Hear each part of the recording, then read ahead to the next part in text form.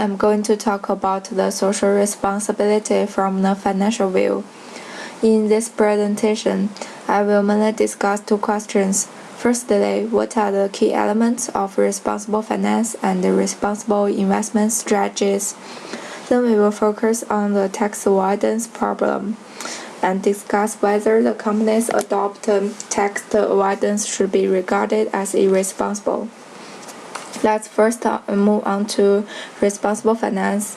What is it? Responsible finance is simply offering financial services in an accountable, transparent, and ethical manner.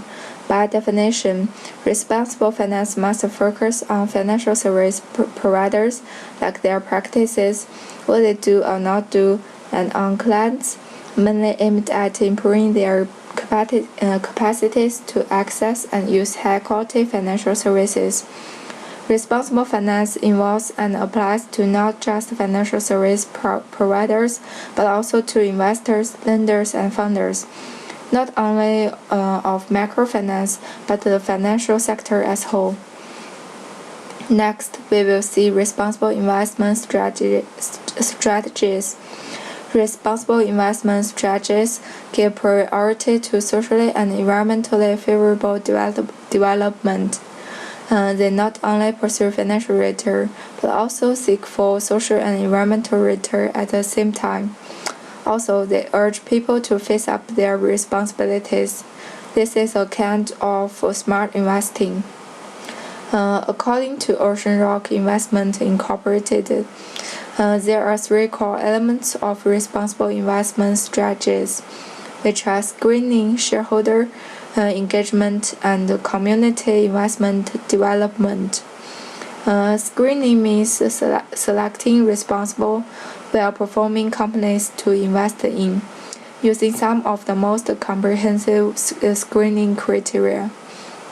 Shareholder engagement indicates working directly with the companies we invest in to effect positive, measurable change towards improved environmental, social, and governance practices. For example, the Canadian famous cafe brand Tim Hortons not only focuses on choosing the best raw material, but also it invests in teaching farmers how to grow better beans.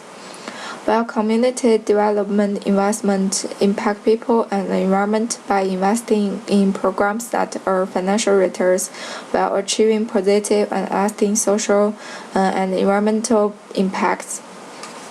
Then comes to the second topic, tax avoidance.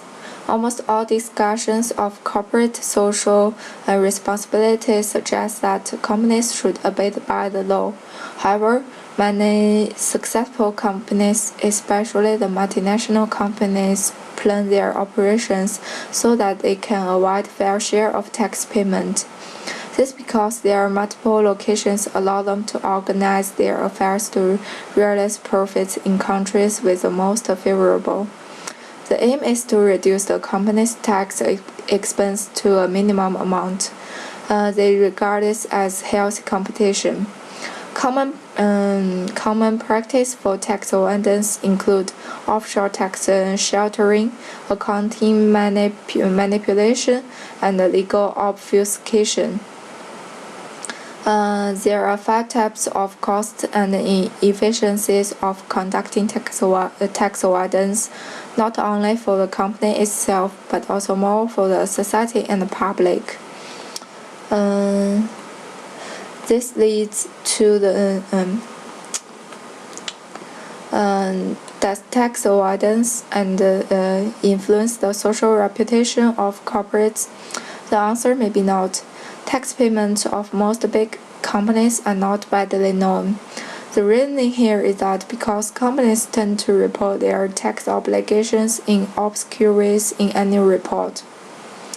At last, whether tax avoidance is irresponsible, I consider it is both a form of civil disobedience and anti-democratic behavior. The reason why this issue did not arouse enough emphasis is that most advocates of stakeholder theory suggest that the 3 most important groups are employees, customers, and investors. Based on these groups, tax avoidance is positive since there has more money available to support salary and make the firm more profitable. However, the number of important stakeholders is expanded to 6 groups now. Competitors, suppliers, and the public are added in.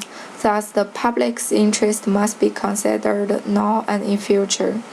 That is all what I have learned through studying. Thanks for listening, and if you have any questions, please feel free to contact with me. Thank you. Bye.